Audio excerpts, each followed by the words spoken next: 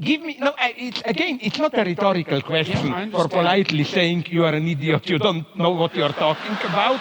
It's simply I would like to know who are. Give me some names and so on. And who are these postmodern egalitarian neo-Marxist? And where do you see any kind even of Marxism? Please, I'm so sorry that I was too No, that's no problem. Please. Well, I mean, organization like Jonathan Haidt's, what's it called? Hello, Zero Books readers. Well, it happened. Jordan Peterson and Slavoj Žižek had their debate. In this video, I'll present a short excerpt from Eliot Rosenstock's book, Žižek in the Clinic, along with some thoughts on that debate and the left's reaction to it. But before we get to the left's response, before we critique the critique, let's put the whole thing in context. Slavoj Žižek doesn't need Peterson.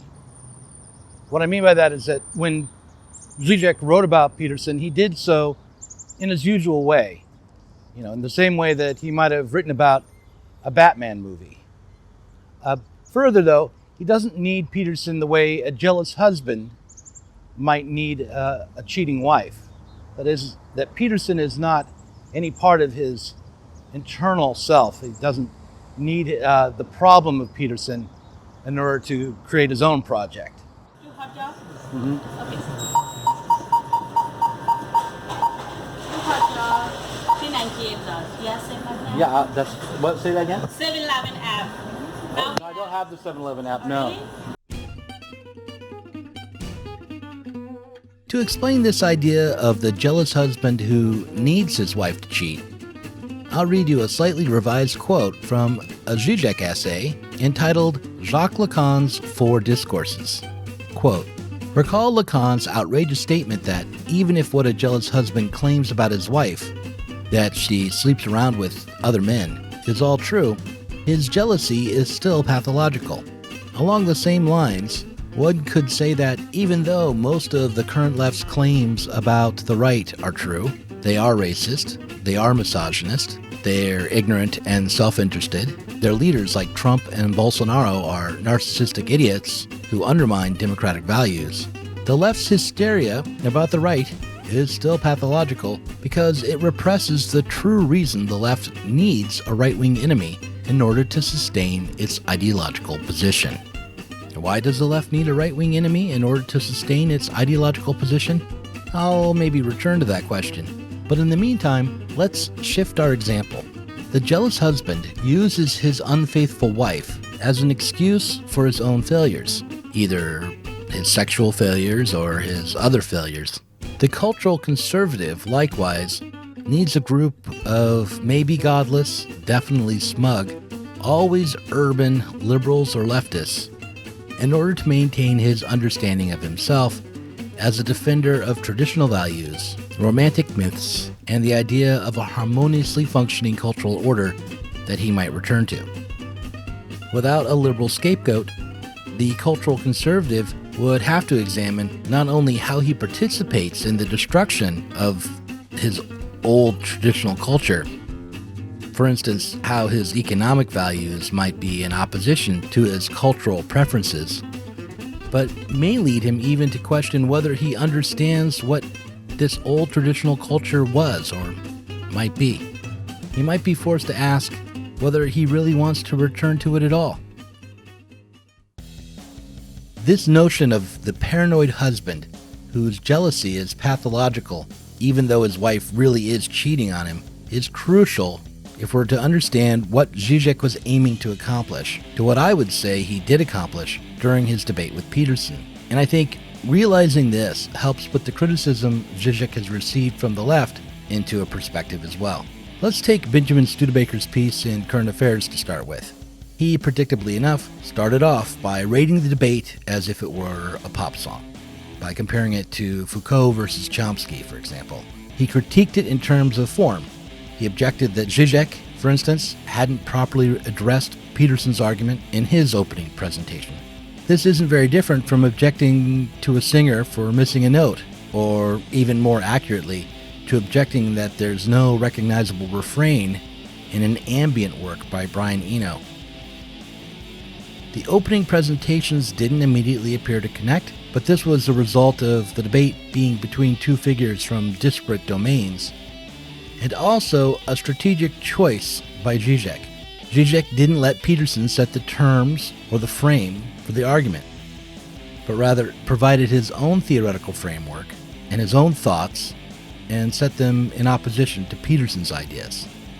Studebaker goes on from there to offer his own critique of Peterson's argument against Marx, to refute Peterson's critique of the Communist Manifesto, and to provide his own analysis and summary of the significance of Marx, which is a fine thing in itself.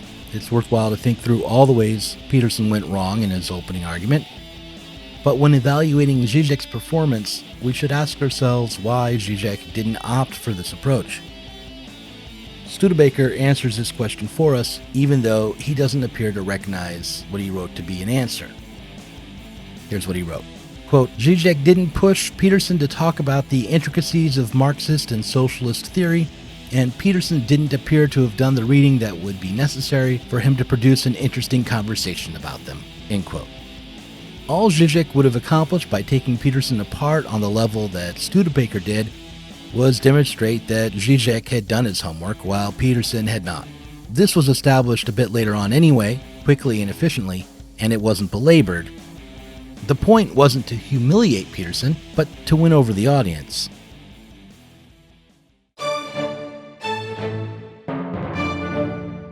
A bit more interesting than the current affair piece is the piece in Jacobin. While Harrison Fluss and Sam Miller also begin by doing what Žižek didn't bother to do, namely explicating the depth of Peterson's ignorance in regards to Marx, they went on to critique Žižek in some interesting ways. Their criticism of Žižek mostly amounted to a laundry list of assertions. According to the two authors, Žižek had the right opinions on some issues and the wrong ones on some others, but they didn't bother to fully explicate Žižek's opinions. They seemed to think that because Žižek's politics were not identical to their own, that the whole debate could be dismissed. Overall, I think the left would do well to take a bit of Jordan Peterson's advice. You don't want to teach him to win. You want to teach him to play well with others. And that's to be reciprocal. So that means to try to win, but also to pay attention to developing the other people around him and not to put winning the game above everything at all times. So then he's fun to play with. Žižek's performance at this debate was pretty much pitch perfect. He didn't get flustered, he didn't hector or belittle Peterson or his fans, but rather managed to demonstrate that there are leftists with interesting things to say while exposing Peterson's limits and advocating for the need for radical change and a break from capitalism. That doesn't mean that there aren't reasons to be critical of Žižek or the things he said during the debate. I'd be very interested in exploring Žižek's charge that Marx's vision is ultimately a technocratic one. That said, being critical has to involve understanding the meaning of your interlocutor's ideas.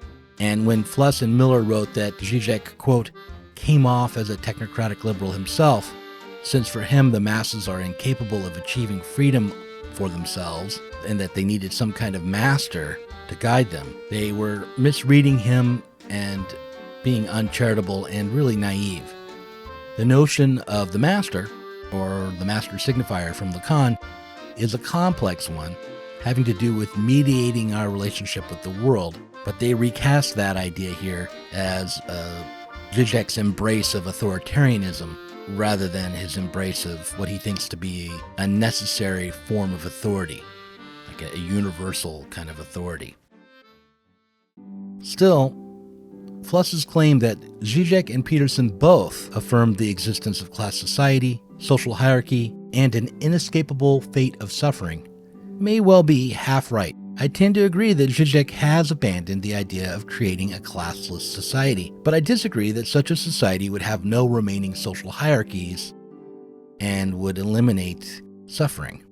Longtime listeners and viewers of this channel might recall that when I had a chance to interview Žižek, I specifically pressed him on the question of whether he thought Marx's core concepts from Capital, namely the primacy of labor time under capitalism was correct, and I found that the Slovenian psychoanalysts, like a great many other Marxists, had abandoned the concept. It seemed to me that abandoning this concept of labor leads naturally to abandoning the goal of creating a classless social order. From my way of thinking, then, Žižek isn't a Marxist. But from my way of thinking, a great many luminaries and revolutionaries from the Marxist tradition aren't Marxists either. The point isn't who is a Marxist, but rather, can we develop our understanding in politics? And right now, the point is, did this debate help us in that endeavor? I think it did. When I think about the event now, the Peterson-Žižek confrontation, it seems to me that more than a debate, it was a psychoanalytic intervention. Žižek set out to remove Peterson's symptom, to dispel the mythical figure of the postmodern neo-Marxist. And I think he succeeded. But where does that leave Peterson? Where will he go now? What will he say? Will he continue to talk about these folk demons? To blame society's ills on college campuses and neo-Marxists? And if so, won't it seem hollow now that he's been through this psychoanalytic experience? And what about Žižek? What about his symptom? The symptom of, let's call it multicultural, politically correct, liberal pseudo-revolution.